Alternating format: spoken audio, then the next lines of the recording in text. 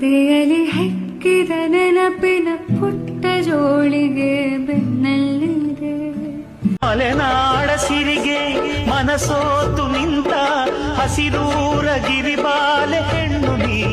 ಮಲೆನಾಡೆಂದಾಗ ನೆನಪಾಗುವುದು ಕುವೆಂಪುರವರ ಈ ಬರಹ. ಮಲೆನಾಡಮ್ಮನ ಮಡಿಲಿನಲ್ಲಿ ಕಾರ್ಮುಗಿಲೊಡಲಿನಲ್ಲಿ ಮನೆ ಮಾಡಿರುವೆನು ಸಿಡಿಲಿನಲ್ಲಿ, ಮಿಂಚಿನ ಕಡಲಿನಲ್ಲಿ ಬನಗಳ ಬೀಡು ಚೆಲ್ವೆಯ ನಾಡು, ಮೋಹಕ ಭೀಷಣ ಮಲೆನಾಡು. ಜೀವನದಲ್ಲಿ ನಿಮಗೆ ಸ್ವಲ್ಪ ಸಮಯ ಅಂತ ಸಿಕ್ಕರೆ ಒಮ್ಮೆ ರಾಷ್ಟ್ರಕವಿ ಕುವೆಂಪು ಅವರ ಮನೆಗೆ ಹೋಗಿ ಬನ್ನಿ. ಇಲ್ಲಿರುವಂತಹ ಮನೆ ಕೇವಲ ಒಂದು ಮನೆ ಮಾತ್ರ ಅಲ್ಲ, ಕನ್ನಡದ ಆತ್ಮ, ಸಾಹಿತ್ಯದ ಪರಿಮಳ ಮತ್ತು ಪ್ರಕೃತಿಯ ಮಡಿಲಿನಲ್ಲಿ ಹುಟ್ಟಿದಂತಹ ಮಹಾನ್ ಚಿಂತನೆಯ ನೆಲೆ. ಇವತ್ತಿನ ವಿಡಿಯೋದಲ್ಲಿ ನಾವು ಶಿವಮೊಗ್ಗ ಜಿಲ್ಲೆಯ ತೀರ್ಥಹಳ್ಳಿ ತಾಲೂಕಿನ ಕುಪ್ಪಳ್ಳಿ ಗ್ರಾಮದಲ್ಲಿರುವ ಕುವೆಂಪು ಅವರ ಜನ್ಮ ಸ್ಥಳವಾದಂತಹ ಕವಿಮನೆ ಹಾಗೂ ಅವರ ಅಂತಿಮ ವಿಶ್ರಾಂತಿ ತಾಣ ಕವಿಶೈಲವನ್ನ ಸಂಪೂರ್ಣವಾಗಿ ನೋಡೋಣ. ಈ ಸ್ಥಳದ ಇತಿಹಾಸ, ವಿಶೇಷತೆ ಮತ್ತು ಪ್ರತಿಯೊಬ್ಬ ಕನ್ನಡಿಗ ಯಾಕೆ ಒಮ್ಮೆಯಾದರೂ ಇಲ್ಲಿ ಬರಬೇಕು ಎಂಬುದನ್ನು ತಿಳಿಯೋಣ. ಅದಕ್ಕಿಂತ ಮುಂಚೆ ಕುವೆಂಪು ಅವರ ಪರಿಚಯವನ್ನ ಕುವೆಂಪು ಅವರ ಬಾಯಲ್ಲೇ ಕೇಳಿ. ನಾನು ಕುಪ್ಪಳಿ ವೆಂಕಟಪ್ಪ ಪುಟ್ಟಪ್ಪ ಅಂದರೆ ಕುವೆಂಪು. ನಾನು ಶಿವಮೊಗ್ಗ ಜಿಲ್ಲೆಯ ತೀರ್ಥಹಳ್ಳಿ ತಾಲೂಕಿನ ಕುಪ್ಪಳ್ಳಿಯಲ್ಲಿ 1904ರ ಡಿಸೆಂಬರ್ 29ರಂದು ಬೆಳಗ್ಗೆ ಜನಿಸಿದೆ. ನನ್ನ ಆರಂಭಿಕ ವಿದ್ಯಾಭ್ಯಾಸ ಕೂಲಿಮಠದಲ್ಲಿ ಆಯಿತು. ಮಾಧ್ಯಮಿಕ ಶಿಕ್ಷಣ ತೀರ್ಥಹಳ್ಳಿಯಲ್ಲಿ, ನಂತರ ಮೈಸೂರಿನ ವೆಸ್ಲಿಯನ್ ಮಿಷನ್ ಹೈಸ್ಕೂಲಿನಲ್ಲಿ ಮುಂದುವರಿಸಿದೆ. ಮಹಾರಾಜ ಕಾಲೇಜಿನಲ್ಲಿ BA ಹಾಗೂ ಕನ್ನಡದಲ್ಲಿ MA ಪದವಿಗಳನ್ನು ಪಡೆದೆ. TS ವೆಂಕಣ್ಣಯ್ಯನವರು ನನ್ನ ಗುರುಗಳು. ನಾನು ಮೈಸೂರಿನ ಮಹಾರಾಜ ಕಾಲೇಜಿನಲ್ಲಿ ಪ್ರಾಧ್ಯಾಪಕನಾಗಿ, ನಂತರ ಪ್ರಾಂಶುಪಾಲನಾಗಿ ಸೇವೆ ಸಲ್ಲಿಸಿ ಬಳಿಕ ಉಪಕುಲಪತಿಯಾದೆ. ಮಾನಸ ಗಂಗೋತ್ರಿಯನ್ನು ಕಟ್ಟಿಸಿ ಕನ್ನಡ ಮಾಧ್ಯಮ ಶಿಕ್ಷಣಕ್ಕೆ ಬುನಾದಿ ಹಾಕಿದೆ. ವರಕವಿ ಬೇಂದ್ರೆಯವರು ನನಗೆ ಪ್ರೀತಿಯಿಂದ ಯುಗದ ಕವಿ, ಜಗದ ಕವಿ ಎಂಬ ಹೆಸರಿಟ್ಟರು. ಮಲೆನಾಡಿನ ಸೌಂದರ್ಯವನ್ನ ಅಕ್ಷರ ರೂಪಕ್ಕೆ ತಂದಂತಹ ಮೇಧಾವಿ, ಕವಿ, ಕಾದಂಬರಿಕಾರ, ನಾಟಕಕಾರ, ಚಿಂತಕ ಹಾಗೂ ಶಿಕ್ಷಣ ತಜ್ಞರಾಗಿದ್ದಂತಹ ಕುವೆಂಪು ಕನ್ನಡದ ಸಾಹಿತ್ಯಕ್ಕೆ ನೀಡಿದ ಕೊಡುಗೆ ಅಪಾರ. ಜ್ಞಾನಪೀಠ ಪ್ರಶಸ್ತಿಯನ್ನ ಕನ್ನಡದ ಭೂಮಾತೆಗೆ ಅರ್ಪಿಸಿದ ಮೊದಲ ವ್ಯಕ್ತಿ ಸಾಹಿತಿ ಕುಪ್ಪಳ್ಳಿ ವೆಂಕಟಪ್ಪನವರ ಮಗ ಪುಟ್ಟಪ್ಪ. ಇವರ ಪ್ರಸಿದ್ಧ ಘೋಷವಾಕ್ಯ ವಿಶ್ವಮಾನವ ಸಂದೇಶ. ಜಾತಿ, ಧರ್ಮ, ಭಾಷೆಗಳನ್ನ ಮೀರಿ ಮನುಷ್ಯತ್ವವೇ ದೊಡ್ಡದು ಎಂಬ ಸಂದೇಶವನ್ನ ಜಗತ್ತಿಗೆ ಸಾರಿದರು. ಈ ಮನೆಯಲ್ಲಿ ಕುವೆಂಪು ತಮ್ಮ ಬಾಲ್ಯದ ದಿನಗಳನ್ನು ಕಳೆದರು. ಇಂದಿಗೂ ಈ ಮನೆಯನ್ನ ಸರ್ಕಾರ ಸಂರಕ್ಷಿಸುತ್ತಿದೆ. ಮನೆಯೊಳಗೆ ಪ್ರವೇಶಿಸಿದಾಗ ಆ ಕಾಲದ ಜೀವನ ಶೈಲಿ ಕಣ್ಮುಂದೆ ಬರುತ್ತೆ. ಮರದ ಕಂಬಗಳಾಗಿರ್ಬೋದು, ಹಳೆಯ ಬಾಗಿಲುಗಳು, ಅಡುಗೆ ಮನೆ, ಬಳಸಿದ ಪಾತ್ರೆಗಳು, ಅಧ್ಯಯನದ ವಾತಾವರಣ ಇವೆಲ್ಲವೂ ಆ ಕಾಲದ ನೆನಪುಗಳನ್ನ ಜೀವಂತವಾಗಿರಿಸುತ್ತೆ. ಇಲ್ಲಿ ಕುವೆಂಪು ಅವರು ಬಳಸಿದ ಕೆಲವು ವಸ್ತುಗಳು, ಪುಸ್ತಕಗಳು, ಛಾಯಾಚಿತ್ರಗಳು ಹಾಗೂ ಅವರು ಜೀವನದ ಮಾಹಿತಿಯನ್ನ ಪ್ರದರ್ಶಿಸಲಾಗಿದೆ. ಪ್ರತಿಯೊಂದು ಕೊಠಡಿಯೂ ಒಂದು ಕಥೆಯನ್ನ ಹೇಳುತ್ತೆ. ಹಳೆಯ ಕಾಲದ ಔಷಧಿ ಮಿಷಿನ್ ಇಟ್ಟು ಅಂದ್ರೆ ಕವಿಮನೆಯ ಸುತ್ತಮುತ್ತ ಹಾಗೂ ಇಲ್ಲಿ ಸಂರಕ್ಷಿಸಿರುವ ವಸ್ತುಗಳಲ್ಲಿ ಆ ಕಾಲದ ಕೃಷಿ ಜೀವನಕ್ಕೆ ಸಂಬಂಧಿಸಿದ ಹಲವು ವಸ್ತುಗಳನ್ನು ನಾವಿಲ್ಲಿ ಕಾಣ್ಬೋದು. ಎತ್ತಿನ ಗಾಡಿ ಸೇರಿದಂತೆ ಅಂದಿನ ಗ್ರಾಮೀಣ ಬದುಕಿನಲ್ಲಿ ಬಳಸುತ್ತಿದ್ದ ಅನೇಕ ಸಾಮಗ್ರಿಗಳು ಇಲ್ಲಿ ಇಂದಿಗೂ ಸಂರಕ್ಷಿಸಲಾಗಿದೆ. ಮಣ್ಣು ಒಳಿಕೆ ಕೋಲ್ಡ್ ಅಂದ್ರೆ ತಣ್ಣನೆ ವಾತಾವರಣ ಸೃಷ್ಟಿ ಮಾಡುತ್ತೆ, ಹಾಗಾಗಿ ದವಸ ಧಾನ್ಯ ಕೆಡಲ್ಲ. ಇದನ್ನ ಮಣ್ಣಿಂದ ಇದರಿಂದ ಮಾಡಿ ಇದ್ರೊಳಗೆ ಹಾಕೋರು. ಇದು ಕಂಪ್ಲೀಟ್ ಮಣ್ಣಿನ ಗೋಡೆ. ಇದನ್ನ ಓಪನ್ ಮಾಡಿ ಒಳಗಡೆ ರಾಗಿ ಅಕ್ಕಿ ಎಲ್ಲ ತುಂಬೋರು ಹಾಳಾಗ್ತಿರ್ಲಿಲ್ಲ. ಏನಿ ನೋಡು.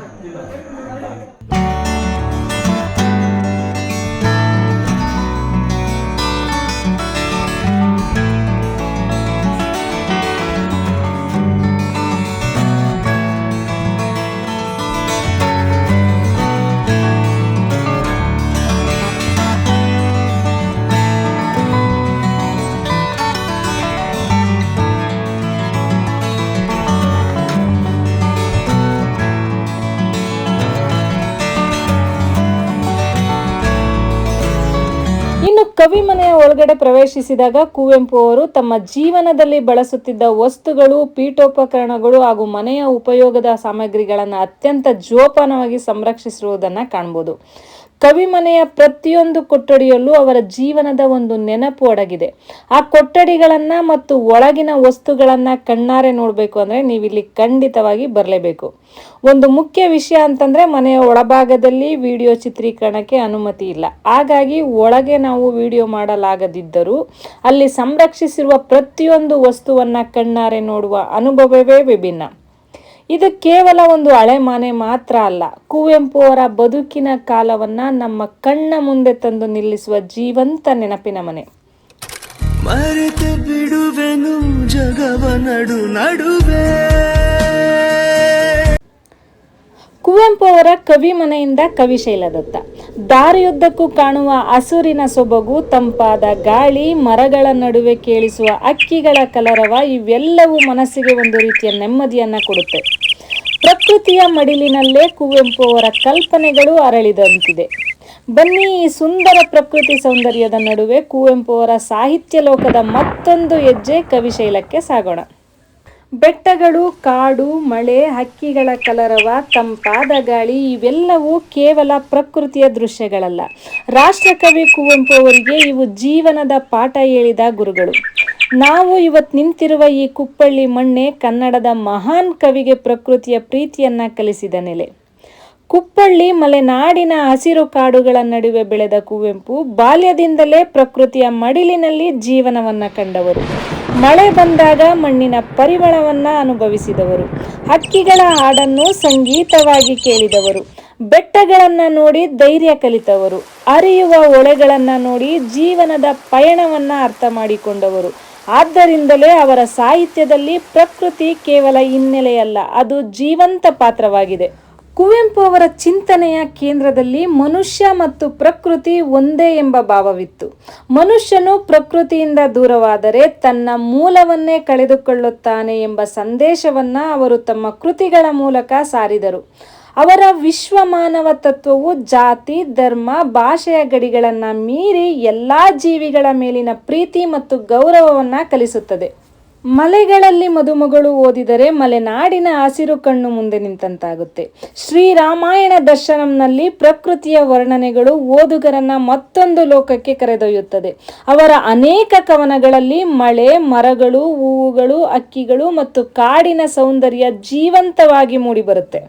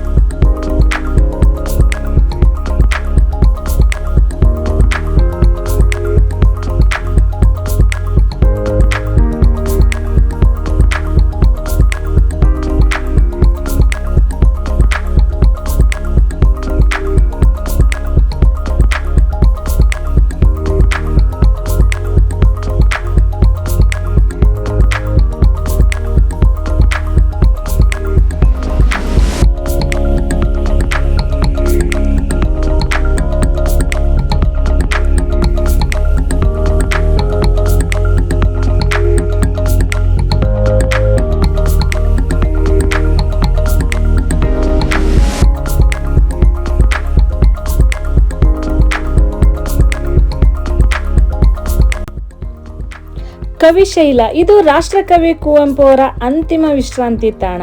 ಸುತ್ತಲೂ ಬೆಟ್ಟಗಳು, ಹಸಿರು ಕಾಡು, ತಂಪಾದ ಗಾಳಿ, ಮೌನ. ಇದು ಕೇವಲ ಸಮಾಧಿಯ ಸ್ಥಳವಲ್ಲ, ಒಬ್ಬ ಮಹಾನ್ ಚಿಂತಕನ ನೆನಪಿನ ಸ್ಥಳ. ಕವಿಶೈಲದಲ್ಲಿ ನಿಂತಾಗ ಜೀವನದ ಬಗ್ಗೆ ಹೊಸದಾಗಿ ಯೋಚಿಸಲು ಪ್ರೇರಣೆ ಸಿಗುತ್ತೆ.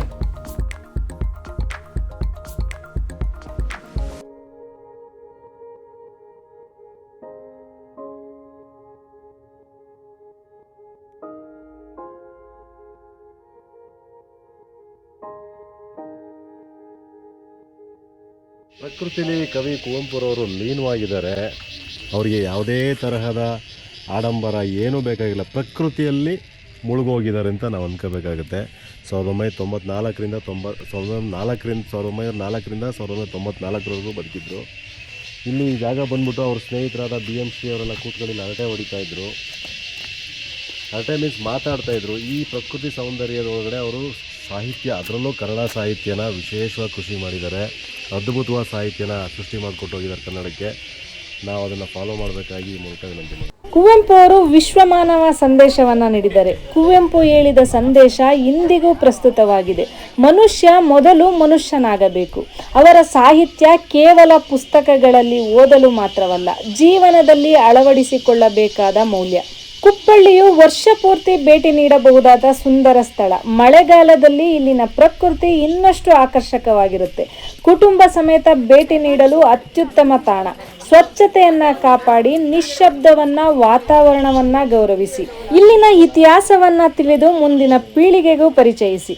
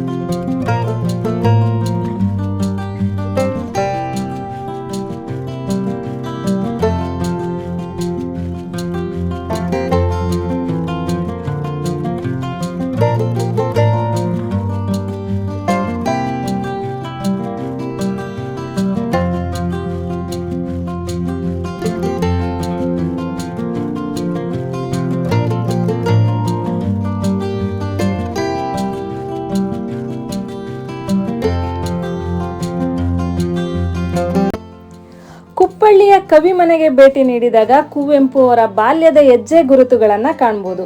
ಕವಿಶೈಲಕ್ಕೆ ಹೋದಾಗ ಸುತ್ತಲಿನ ಬೆಟ್ಟಗಳು, ಕಾಡು ಮತ್ತು ನಿಶ್ಶಬ್ದ ವಾತಾವರಣ ಅವರು ಪ್ರಕೃತಿಯನ್ನ ಏಕೆ ಅಷ್ಟೊಂದು ಪ್ರೀತಿಸುತ್ತಿದ್ದರು ಎಂಬುದನ್ನು ಮಾತಿನಲ್ಲೇ ತಿಳಿಸುತ್ತದೆ. ಅಲ್ಲಿನ ಗಾಳಿ ಕೂಡ ಒಂದು ಕವಿತೆಯಂತೆ ಅನಿಸುತ್ತದೆ. ಇವತ್ತು ನಾವು ಕಾಂಕ್ರೀಟಿನ ಕಾಡುಗಳಲ್ಲಿ ಬದುಕ್ತಿದ್ದೀವಿ. ಆದರೆ ಕುವೆಂಪು ನಮಗೆ ಹೇಳುವುದೇನೆಂದರೆ ಪ್ರಕೃತಿಯನ್ನ ಪ್ರೀತಿಸಿ, ಮರಗಳನ್ನ ಉಳಿಸಿ, ನದಿಗಳನ್ನ ಕಾಪಾಡಿ, ಪಕ್ಷಿಗಳ ಹಾಡುಗಳನ್ನ ಕೇಳಿ. ಏಕೆಂದರೆ ಪ್ರಕೃತಿ ಉಳಿದರೆ ಮಾತ್ರ ಮಾನವ ಜೀವನವೂ ಉಳಿಯುತ್ತದೆ. ಜೀವನದಲ್ಲಿ ಒಮ್ಮೆ ಕುಪ್ಪಳ್ಳಿ ಕವಿಮನೆ ಮತ್ತು ಕವಿಶೈಲಕ್ಕೆ ಭೇಟಿ ನೀಡಿ. ಅದು ಕೇವಲ ಪ್ರವಾಸವಲ್ಲ, ಅದು ಪ್ರಕೃತಿಯ ಜೊತೆಗಿನ ನಡೆಯುವ ಸಂಭಾಷಣೆ. ಅದು ಕುವೆಂಪು ಅವರ ಚಿಂತನೆಯ ಜೊತೆಗಿನ ಒಂದು ಮೌನಯಾನ.